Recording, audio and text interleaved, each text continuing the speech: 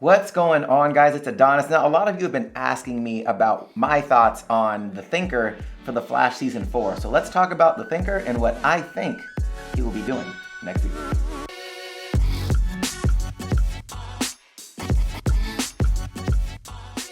Now, if you guys are fans of the Flash TV series, make sure you hit that subscribe button and have notifications turned on so you don't miss any future content. Alright guys, so we already know that the Flash Season 4 villain will not be a speedster. And they stated that Clifford DeVoe, aka the Thinker, will be the big bad for Season 4. Now, does that mean that we won't see any villainous speedsters? Maybe not.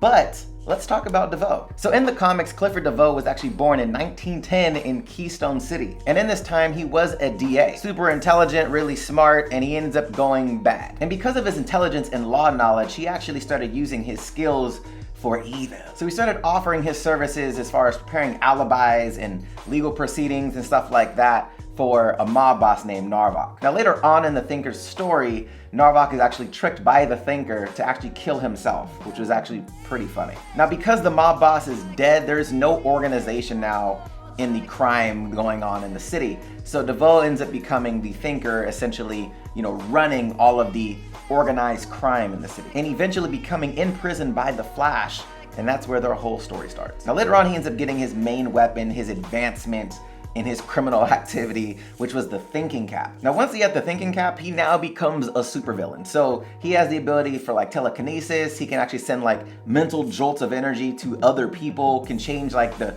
energy frequency of mass amount of people to kind of have them do things that they naturally wouldn't be doing. And even later on in his life, he actually ends up in the Suicide Squad. So how does this tie into the Flash in Season 4? Now Season 3 episode 22 showed us the Argus base, the barrier that they have set up for anybody that has metahuman powers, can't really use them, and that the Suicide Squad was locked down there. Now if they follow the traditional writing style of things, you don't really show something without using it. So they showed the Suicide Squad, which could lead to the Suicide Squad being in Season 4 of The Flash. And because DeVoe has a history with the Suicide Squad as well, this could be an immediate tie-in, maybe allowing them to go rogue and him being the mastermind behind the entire plan. Now with the addition of the Speed Force Storm at the end of episode 23, this could add a whole nother level of complexity. And the reason why I say that is if this is referencing the Flash rebirth story and how the storm affected people in that storyline, there could be a lot more speedsters that pop up. There could be other metahumans that pop up if they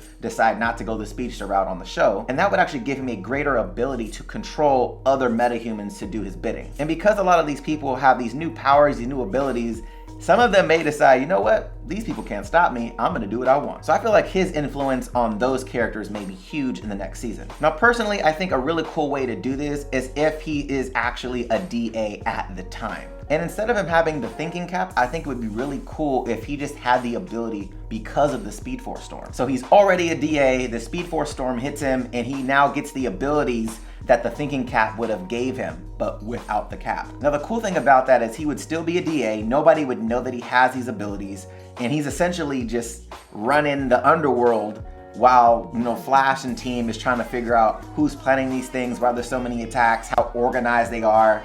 It'd be really cool that this one person's just been under their nose the entire time working alongside of them. Now the reason why I think it would be better for him to have the abilities given to him versus having the thinking cap would be because it would be so much easier to stop him if you just need to take the cap away from him. So if it's a part of his genetics, if it's something that you're just unaware that he has the ability to do, it makes him harder to pinpoint, it makes him harder to beat. Not to mention if he ends up taking control of like Killer Frost or Wally West. Now the nerd in me would be so excited if he ends up turning Wally West into the Daniel West Reverse Flash. That would be so tight.